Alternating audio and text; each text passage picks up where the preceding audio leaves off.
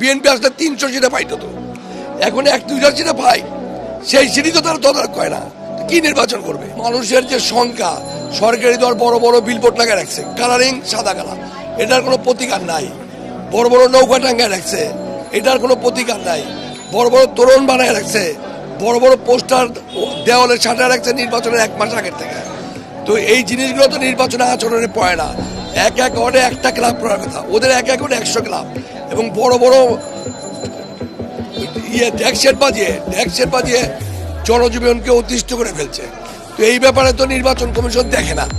তো সরকারি নির্বাচন হচ্ছে হাতে করে 2-4টা সিটে, আর বাকি তো একদলীয় নির্বাচন। 20-25টা 30টা সিটে যে ফাইট হচ্ছে, সেটা নৌকা টু নৌকা, লাঙ্গলের সাথে ফাইট হইতেছে 2-3টা সিটে। কিন্তু আমার সিটে তো আমি এই ধরনের তদারকি দেখি না। জোড়াপট্টিতে গত পরশুদিন আমার মহিলারা গেছে ভোটার স্লিপ বাড়তে, ওখানে বাড়তে দেয়নি। এবং আমার গত পরশুদিন থেকে আমার যত পোস্টার আছে, সেই পোস্টারের উপরে সরকারি দল পোস্টার লাগাই দিতেছে। তা আমরা তো ওদের সাথে মারামারি করে পারবো না। মারামারি হইলে তো মানুষ খুন করবো ওরা, কেস খাবো আমি।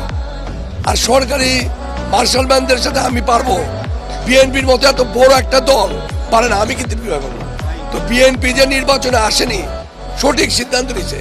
তখন এই সরকারের আন্ডারে, এই নির্বাচন কমিশনের আন্ডারে নিরপেক্ষ নির্বাচন, বিএনপি আসলে 300 সিটে পাইতো, তো এখন 1-2 সিটে পাই, সেই সিটই তো তারা তদারক করে না।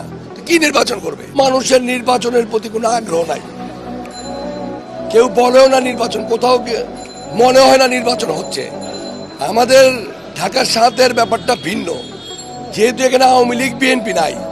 আমি 43 বছরের একজন পরীক্ষিত মানুষ, ঘরে ঘরে মানুষ আমাকে চেনে, আমার আত্মীয় স্বজন, জ্ঞাতি গোষ্ঠী, বন্ধু বান্ধব, শুভাকাঙ্ক্ষী আছে।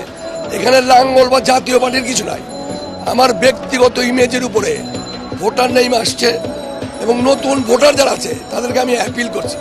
আমার 2 ছেলে আছে, আমার ভাতিজারা আছে, বন্ধু বান্ধবের ছেলেরা আছে, শুভাকাঙ্ক্ষী আত্মীয় স্বজনের ছেলেপেলেরা আছে, এরা নতুন ভোটার। তো এই ভোটাররা, আমি আশা করি একটা ব্যাপক সংখ্যক লোক ভোটার নামবে।